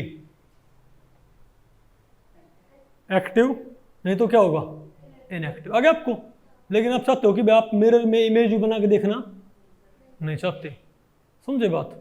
तो टेक्निक ये होती है कि आप ये पता कर लो कि उसमें सेकेंडरी सिमेट्री एलिमेंट ना हो। क्या क्या हुई? तो पहली कंडीशन क्या थी, the molecule must not be superimposable, the molecule must not be on its mirror image, then this molecule as well as its mirror image will be optically active. आगे आपको, अब आपको हो गए दूसरी, अब मैं कहता हूं दूसरी कंडीशन ये होती है, मतलब हालांकि सारी कंडीशन इसी को ले आएंगी, लेकिन ये कंडीशन पता करने का हमारे पास क्या होता है एक इनडायरेक्ट तरीका। वो क्या होता है, there should be no secondary symmetry element, there should be no secondary symmetry element. मतलब सेकेंडरी सिमेट्री एलिमेंट ना आपको होगी, ये सेकेंडरी सिमेट्री एलिमेंट क्या होता है नहीं पता ना, तो मैं आपको बताऊं भाई, एक होते हैं हमारे पास प्राइमरी सिमेट्री एलिमेंट, क्या एक हमारे पास होते हैं secondary symmetry element.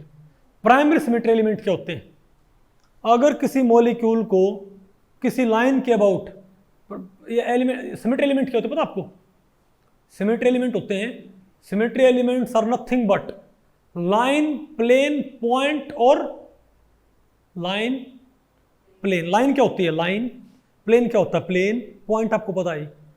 Symmetry elements are nothing but line, plane और पॉइंट पासिंग थ्रू और इनसाइड। लाइन हुई या प्लेन हुआ तो पासिंग थ्रू, ज्योमेट्री से पास करेगा, और पॉइंट हो तो इनसाइड।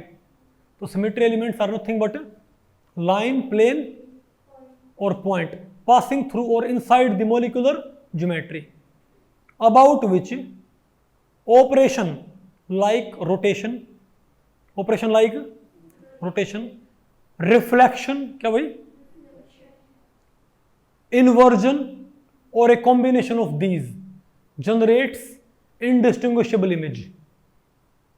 क्या होते हैं सिमेट्री एलिमेंट, यानी कि सिमेट्री एलिमेंट क्या होते हैं, किसी मॉलिक्यूलर ज्योमेट्री के अंदर कोई पॉइंट या उसमें से पास होने वाली कोई लाइन को बोलते हैं, या उससे पास होने वाले किसी प्लेन को बोलते हैं, जिनके अबाउट या तो हम मॉलिक्यूल क्या करें रोटेट करें, क्या करें, या तो अकेला रोटेट करने से, या तो मॉलिक्यूल को अकेला रोटेट करने से, किसी खास एंगल पे रोटेट करने से सेम फोटो आ जाए, क्या आ जाए, या किसी प्लेन से काट कर रिफ्लेक्ट कर दो तब सेम फोटो आ जाए, या किसी पॉइंट से इन्वर्ट कर दो। क्या करो, इन्वर्ट करने मतलब क्या होता है कि पॉइंट से, मान लिया कोई चीज पॉइंट से यहां है ना, उसको अपोजिट साइड ले जाओ, इसको बोलते हैं इन्वर्ट करना। क्या बोलते हैं इसको, जैसे मान लिया यहां पर मेरे पास मेन पॉइंट यहां पर है, इन्वर्जन पॉइंट ये है, तो ये चौक यहां पर है, तो इन्वर्जन के बाद कहां पहुंच जाएगा, यहां पर। चौक यहां था, यहां पहुंच जाएगा। यहाँ था यहाँ पहुँच जाएगा, यहाँ था यहाँ पहुँच जाएगा। नहीं आपको तो क्या होता है सिमेट्री एलिमेंट? किसी ज्योमेट्री से पास होने वाली लाइन, प्लेन या उसके अंदर कोई पॉइंट जिसके अबाउट या तो मॉलिक्यूल को घुमाओ या मॉलिक्यूल को काट के रिफ्लेक्ट करो उस प्लेन के अबाउट, या इन्वर्ट करो किसी पॉइंट के अबाउट, या इन ऑपरेशंस का कोई कॉम्बिनेशन जिसकी वजह से सेम फोटो आ जाए, उसे हम क्या बोलते हैं? Symmetry element. तो प्राइमरी सिमेट्री एलिमेंट क्या होता है पता आपको? प्राइमरी सिमेट्री एलिमेंट होता है Cn। क्या होता है? अगर तो Cn क्या होता है? किसी मॉलिक्यूल के अबाउट एक लाइन होगी, क्या होगी? अगर किसी लाइन के अबाउट मॉलिक्यूल को सिर्फ घुमाने से सेम फोटो आ जाए तो लाइन क्या कहलाएगी? Primary symmetry element. क्या कहलाएगी? या इसको एक्सिस ऑफ रोटेशन बोलते हैं। क्या बोलते हैं इसको? एक्सिस ऑफ रोटेशन बोलते हैं। और एक्सिस ऑफ रोटेशन क्या होता है? ये चार होते हैं, मैं आपको बताऊं भाई। एक्सिस ऑफ रोटेशन, एक होता है प्लेन ऑफ सिमेट्री, क्या होता है? एक होता है इन्वर्जन, और एक होता है एसन, इम्प्रॉपर एक्सिस। ये क्या होता है? Axis of rotation. इसको बोलते हैं प्लेन ऑफ सिमेट्री, इसको बोलते हैं इन्वर्जन सेंटर, इसको बोलते हैं इम्प्रॉपर एक्सिस ऑफ रोटेशन। तो ये तो क्या होता है? Primary symmetry element. और ये तीन क्या होते हैं? सेकेंडरी। तो मॉलिक्यूल में ये नहीं होने चाहिए, मॉलिक्यूल में ये बेशक हो, ये तो जिन मॉलिक्यूल में ये नहीं होंगे ना, वो अपनी मिरर इमेज के ऊपर सुपर इम्पोज भी नहीं होगा। मतलब जिस मॉलिक्यूल में ये नहीं होंगे ना, वो अपनी मिरर इमेज के ऊपर सुपर इम्पोज भी, तो अपने आप क्या हो जाएगा? Optically active. तो हमारा काम क्या रह जाएगा? ये ढूंढना, बजाय कि मॉलिक्यूल को सुपर इम्पोज करके देखना। नहीं आपको इनको ढूंढते कैसे? तो मैं आपको थोड़ा बताता हूँ भाई। ये प्लेन ऑफ ये प्राइमरी सिमेट्री एलिमेंट का मतलब क्या होता है? देखो आप मुझे बताओ, अगर मेरे पास BF3 का मॉलिक्यूल है, किसका? मेरे पास BF3 का मॉलिक्यूल है। क्या भाई मेरे पास BF3 का मॉलिक्यूल है। तो ये फ्लोरीन यहां कब आया घूम के? 120। और यहां कब आएगा? 240। यहां का 360। मैं इसको 360 घुमा दूं तो ये फ्लोरीन यहीं पर आ जाएगा ना। 120 घुमाया तो कहां पर आएगा? यहां पर आएगा ना। अरे भाई कितना एंगल होगा? 120 नहीं होगा क्या? तो इस लाइन के अबाउट इसे कितना घुमाओ? कम से कम कितना घुमाओ इसको कि सेम फोटो आ जाए? ये तीनों फ्लोरीन है। अब इसका फोटो उतार लो, ये सारे सेम कलर हैं, ये भी व्हाइट है, व्हाइट है, व्हाइट आ गया आपको? फोटो उतार लिया। अब मैं इसको 120 घुमा दूं तब भी क्या है? बिल्कुल सेम फोटो आएगा ना। तो 120 घुमाने पर क्या? बिल्कुल सेम फोटो आया। तो टोटल एंगल कितना होता है? 360 बटे 120 कितना हो गया मेरे पास? ये कितने पे आएगा? 3 पे गया ना। तो इसको बोलेंगे C3। इसको क्या बोले? लाइन को C3 बोलेंगे। क्या बोलेंगे इसको? C3। तो इसको क्या है इसके अंदर? ये प्राइमरी सिमेट्री एलिमेंट, क्योंकि 120 पे घुमाने पर क्या आएगी इसकी? तो इस लाइन के अबाउट 120 घुमाने पर सेम फोटो आई कि नहीं आई? तो क्या है ये इसके अंदर? C3। अगर मेरे पास एक स्क्वायर है, क्या मेरे पास, तो ये घूम के यहां पर कब आएगा? 90 पे। तो इस लाइन के अबाउट घुमाओगे, कितना घुमाना पड़ेगा? कम से कम 90 घुमाने पर सेम फोटो आ जाएगा ना। तो ये लाइन क्या है? C4। C4 क्यों? 360 बटे 90, 4 पे गया, ये C4 आ गया। तो 3 कोनों वाले पराठे में क्या होता है? C3। 4 कोनों वाले पराठे में क्या होता है? C4। 5 कोनों वाले में क्या होता है? C5। 6 कोनों वाले में क्या होता है? C6। क्योंकि आप 6 कोनों वाले पराठे में परपेंडिकुलर सीख डाल दियो और कितना घुमा दियो? 60 घुमा दियो, फोटो पे असर नहीं पड़ेगा कुछ। अब करेगा आपको समझ में? तो सिर्फ घुमाने से सेम फोटो आ जाए तो क्या बोलते हैं उसको? सिर्फ घुमाने से सेम फोटो आ जाए तो क्या बोलते हैं उसको? प्राइमरी सिमेट्री एलिमेंट बोलते हैं उसको। अब ये क्या होता है? इसको बोलते हैं प्लेन ऑफ सिमेट्री। क्या बोलते हैं इसको? Plane of symmetry. नहीं आपको ये कैसे पता करते हैं? इसका मतलब ये होता है कि मॉलिक्यूल, ये प्लेन क्या होता है? ये एक ऐसा प्लेन होता है जो मॉलिक्यूल को 2 इक्वल हाफ्स में काटता है। क्या? ये एक ऐसा प्लेन होता है जो मॉलिक्यूल को इक्वल हाफ्स में काटेगा और एक हाफ दूसरे हाफ ही क्या होगा? Mirror image. अगर ऐसा प्लेन है तो अगर आप इसको इक्वल हाफ्स में काट सकते हो तो प्लेन है, नहीं तो नहीं है। जैसे एक ब्रेड पकोड़ा है, उसको आप इक्वल हाफ्स में काट सकते हो क्या? बिल्कुल। तो इसमें प्लेन ऑफ सिमेट्री है। नहीं आपको 4 कोन वाला पराठा है, इसको इक्वल हाउस में काट सकते हैं, बिल्कुल ऐसे काटो ऐसे काटो ऐसे काटो ऐसे काटो, इसके अंदर प्लेन ऑफ सिमेट्री है नहीं आपको। तो काट कर रिफ्लेक्ट करना होता है, क्या करना, काट के रिफ्लेक्ट। तो अगर मान लो मेरे पास ब्रेड पकोड़ा है, इस यहां पर एक मिरर से काट दो, इसको काट दोगे तो इसकी इमेज कहां नजर आएगी, यहां पर, और इसकी कहां पर नजर आएगी, यहां पर। इसको बोलते हैं रिफ्लेक्शन, काट के रिफ्लेक्शन करना। क्या करना, काट के। तो ऐसे काट के रिफ्लेक्ट करोगे तो ये ब्रेड पकोड़ा यहां नजर आएगा, ये ब्रेड पकोड़ा यहां पर पहुंच जाएगा, तो फोटो पे कोई असर नहीं पड़ेगा ना। तो क्या बोलेंगे, इसके अंदर प्लेन है नहीं आपको। तो ऐसा प्लेन जिसे दो इक्वल हाउस में काटा था उसके, और उसे काट के मैं लेफ्ट वाले को राइट फेंक दूं, राइट वाले को, और तब भी फोटो पे कोई असर ना पड़े, इसका मतलब उसमें प्लेन ऑफ सिमेट्री आ गया आपको। तो ये एक प्लेन होता है, ये एक लाइन थी, इसके अबाउट होता क्या है, घुमाना। ये एक प्लेन था, इसके अबाउट क्या होता है, रिफ्लेक्ट करना। क्या करना। और इन्वर्जन क्या होता है पता आपको, इन्वर्जन क्या होता है, ये ऐसे पता करते हैं कि सेंटर से दो अपोजिट दिशाओं में चलो। क्या करो, अगर आपको हमेशा एक सी चीज मिलती है तो सेंटर ऑफ सिमेट्री, नहीं तो नहीं है। जैसे मेरे पास कार्बन डाइऑक्साइड हो, कार्बन डाई, मैं यहां से यहां पर जाऊं, दोनों साइड क्या मिलेगा, oxygen. Oxygen vacant vacant vacant, इसमें सेंटर ऑफ सिमेट्री है। लेकिन OCS हो तो क्या हो, अब नहीं इसमें सेंटर ऑफ सिमेट्री। तो ये कैसे पता करते हैं भाई, सेंटर से दो अपोजिट दिशाओं में चलो, अगर आपको एक सी चीज मिले तो क्या है, सेंटर ऑफ सिमेट्री है, नहीं तो नहीं। चेक कर लो इसको भी। फिर कौन सा बचा, SN। अगर सिर्फ घुमाने से सेम फोटो आ जाए तो क्या बोलते हैं हम, प्राइमरी सिमेट्री एलिमेंट, यानी कि प्रॉपर रोटेशन। अगर घुमाने से नहीं, मतलब हमने घुमा भी दिया, पहले हमने क्या किया, एक एंगल पे घुमा दिया, और जिस लाइन के अबाउट घुमाया है ना, उस लाइन के परपेंडिकुलर काट के फ्लिप भी कर दिया। नहीं आपको समझ में, सिर्फ घुमाने से सेम फोटो आए तो क्या होता है, CN। घुमाने से सेम फोटो आए तो CN, घुमाकर परपेंडिकुलरली काट दो और क्या करो, रिफ्लेक्ट, तब भी सेम फोटो रह जाए तो हम क्या बोलते हैं, SN है। क्या हमारे पास SN। फॉर एग्जाम्पल, अगर भाई ये मानो 4 क्या है, गुलाब जामुन, क्या भाई, और एक बताओ क्या भाई, रसगुल्ला, और एक गुलाब जामुन इसके ऊपर है, और एक गुलाब जामुन बताओ क्या भाई, नहीं ये तो क्या है, एक लड्डू, ये तो क्या है, 2 लड्डू, ये क्या भाई, लड्डू लड्डू, रसगुल्ला, गुलाब जामुन गुलाब जामुन गुलाब जामुन और गुलाब जामुन। आ गया आपको ये क्या हमारे पास ऑक्टाहेड्रा, क्या मेरे पास ये ऑक्टाहेड्रल फैशन में ही है, नहीं है आपको समझ में। तो यहाँ पर तो क्या है, बीच में क्या, रसगुल्ला, यहाँ कौन है, गुलाब जामुन गुलाब जामुन गुलाब जामुन गुलाब जामुन, लड्डू और लड्डू। तो अगर मैं इसे घुमा दूंगा 180 पहले, सॉरी मैं इसको 90 घुमा दूं, क्या,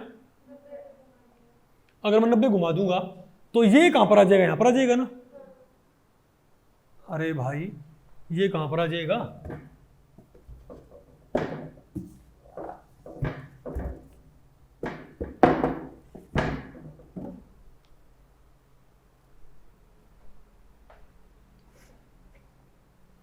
जैसे बताओ, यहां पर क्या है, लड्डू लड्डू, गुलाब जामुन गुलाब जामुन गुलाब जामुन, उसके बीच में क्या है, रसगुल्ला।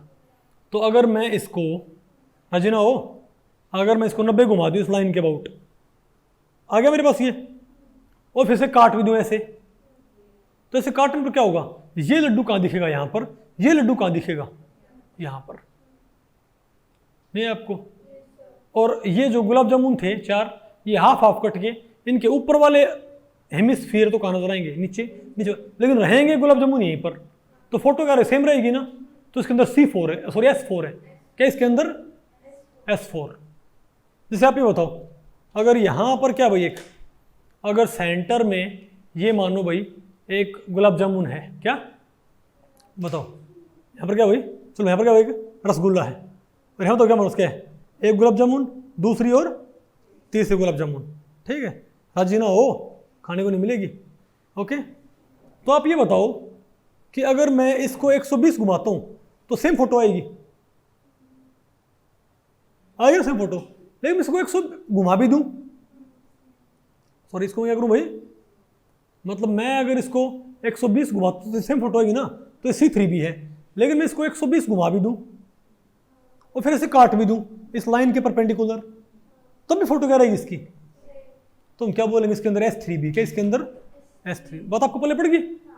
तो हमने ये देखना अगर ये तीनों अब्सेंट हैं, लेकिन आपको तो 99% केस में इसकी अब्सेंस कंफर्म कर लो, ये तो अगर ये नहीं मिलेगा ना तो ये बहुत रेयर मिलते हैं क्या, तो 99% केस में क्या चेक कर लो कि ये ना होना चाहिए, क्या ना होना चाहिए, प्लेन ऑफ सिमेट्री, ये नहीं होगा तो उसमें क्या नहीं होगा, कुछ भी नहीं होगा, फिर नहीं आपको बहुत थोड़े मॉलिक्यूल होंगे जिनमें ये तो होगा और ये तो ना होगा, और ये दोनों में से एक मिल जाए, ज़्यादातर में ये नहीं होगा तो ये भी नहीं होगा, नहीं आपको समझ में, तो आपको सारे पता करने की जरूरत नहीं है, आप सिर्फ क्या चेक कर लिया करो प्लेन ऑफ, लेकिन प्रॉपर अगर बात करें तो सारे कंफर्म करने पड़ेंगे, ये तीनों नहीं होने चाहिए उसके अंदर, क्या वो सेकेंडरी सिमेट्री एलिमेंट बोलते हैं। तो अगर ये सेकेंडरी सिमेट्री एलिमेंट क्या होंगे अब्सेंट मॉलिक्यूल में, तो मॉलिक्यूल डेफिनेटली बताओ क्या होगा, ऑप्टिकली एक्टिव, नहीं है आपको, अगर ये नहीं है ना वो उसमें, तो सिर्फ आपने भैया इतना आपसे कॉम्प्लेक्स ये नहीं पूछेंगे आपसे, आप सिर्फ इसकी अब्सेंस कंफर्म कर लिया और काम चल जाएगा आपका, 99.9% केसेस में आपका काम चल जाएगा, नहीं आपको समझ में। तब आपको इसका फायदा क्या हो गया, अब आपको मॉलिक्यूल की इमेज बनाने की जरूरत नहीं है, सिर्फ प्लेन देखना है। अब को आपसे पूछे कि CH4 का मॉलिक्यूल ऑप्टिकली एक्टिव होगा, नहीं, क्यों, CH4 क्या होता है, कार्बन, H H H और H, रसगुल्ला, गुलाब जामुन, गुलाब जामुन, गुलाब जामुन, गुलाब जामुन, ऐसे काटियो, प्लेन है कि नहीं इसके अंदर, कैसे कट जाएगा ये, ऐसे काटो, तो ये गुलाब जामुन, ये रसगुल्ला हाफ कट जाएगा, ये गुलाब जामुन हाफ कट जाएगी, ये हाफ कट जाएगी, इस साइड क्या है, एक गुलाब जामुन, इस साइड भी क्या है, एक गुलाब जामुन, तो क्रॉस में कट गया क्या, तो ये आ गया ना सेकेंडरी, तो क्या होगा, यानी अपनी मिरर इमेज के ऊपर क्या होगा, अगर सेकेंडरी सिमेट्री एलिमेंट हैं तो मिरर इमेज के ऊपर सुपर इंपोजेबल है, इनएक्टिव है, सेकेंडरी सिमेट्री एलिमेंट नहीं है एक्टिव है, सेकेंडरी सिमेट्री एलिमेंट है तो मिरर इमेज के ऊपर क्या होगा, सुपर इंपोजेबल भी होगा और इनएक्टिव होगा, और अगर सेकेंडरी सिमेट्री एलिमेंट नहीं है तो नॉन सुपर इंपोजेबल होगा और एक्टिव होगा, नहीं आपको। अब ये कर दो, ये कर दो, अब एक ग्रुप डिफरेंट कर दो और एक ग्रुप डिफरेंट, देखो ये तीनों तो क्या व्हाइट व्हाइट व्हाइट, लेकिन ये क्या रेड, अब आपको हो गया, अब नहीं कटेगा, अरे भाई ये काट दिया, लो, नहीं आपको भाई, अब ऐसे काट दो, अरे बोलो, इस साइड क्या है, अब ये क्या है, लड्डू, गुलाब जामुन, गुलाब जामुन, तो ये लड्डू, रसगुल्ला, गुलाब जामुन हाफ कट जाएंगे, एक इस साइड, एक इस साइड, नहीं आपको,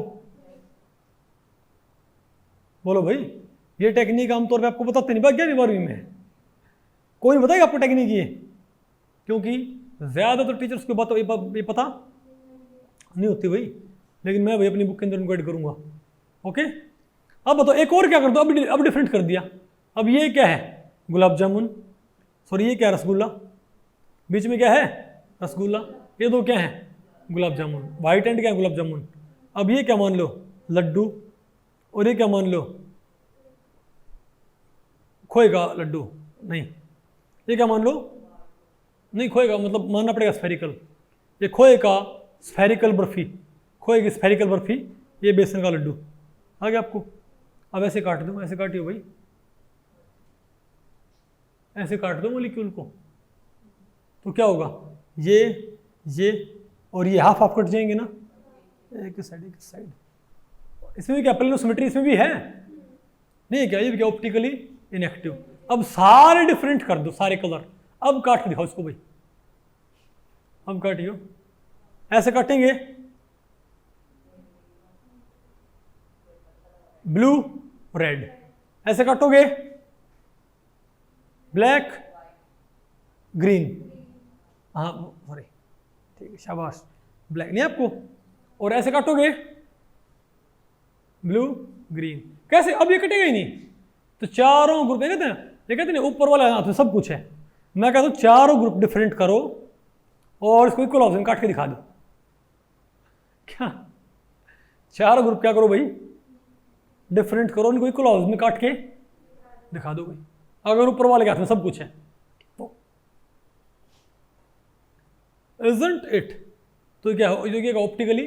अब मुझे इसको मिरर में देखने की जरूरत है, तो इसमें कोई प्लेन नहीं है ना। अगर इसमें प्लेन नहीं है तो समझ गया क्या है ये, इसको मुझे मिरर में देखने की जरूरत ही नहीं।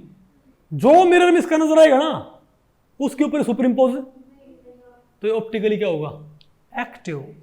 क्या होगा ऑप्टिकली एक्टिव। नहीं यार आपको ये, हाँ भाई कुछ बात आपको पहले पड़ रही है। उपकार आसान है मुश्किल है, नहीं आपको। अच्छा बताओ, अच्छा आपसे कोई ये पूछ ले तो ये बताओ, ये इसका देखो कितना फायदा है। अब आपको इनको देखने की जरूरत नहीं है, आप सिंपल देख लो भाई, क्या इसको इक्वल हाउस में काट सकते हैं किसी भी तरीके से, सोच के लो। तो अगर ये आपसे पूछ ले कि ये है C double bond C, Cl और H, H और Cl, ये ऑप्टिकली एक्टिव होगा कि नहीं होगा बताओ। और ये प्लेनर मॉलिक्यूल, क्या है ये प्लेनर मॉलिक्यूल है, और ये बोर्ड के प्लेन में ही है, ये इनएक्टिव होगा। क्यों भाई, कैसे पता लगा मुझे, क्योंकि ये क्या मान लो गुलाब जामुन, ये क्या मान लो रसगुल्ले, ये क्या मान लो 2 लड्डू, इसको ऐसे काट लो भाई, सारे हाफ हाफ कट जाएंगे। ये दोनों गुलाब जामुन बिल्कुल एग्जैक्टली हाफ हाफ कटेंगे बीच में से, ये भी हाफ हाफ, अरे ऐसे काटो ऐसे, तो इक्वल हाउस में कट जाएगा ये। अगर इस मॉलिक्यूल को उठा के यहाँ ले आओ तो यहाँ पर तो क्या है 2 गुलाब जामुन, यहाँ पर 2 क्या है रसगुल्ले, यहाँ पर 2 क्या है लड्डू, ऐसे काटियो, पूरा पोर्शन हाफ हाफ कट जाएगा ना। प्लेन है इसके अंदर, क्या ऑप्टिकली इनएक्टिव,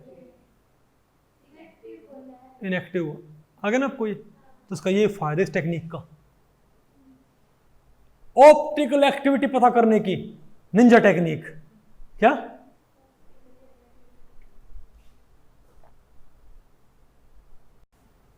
तो भाई इस लेक्चर में इतना ही।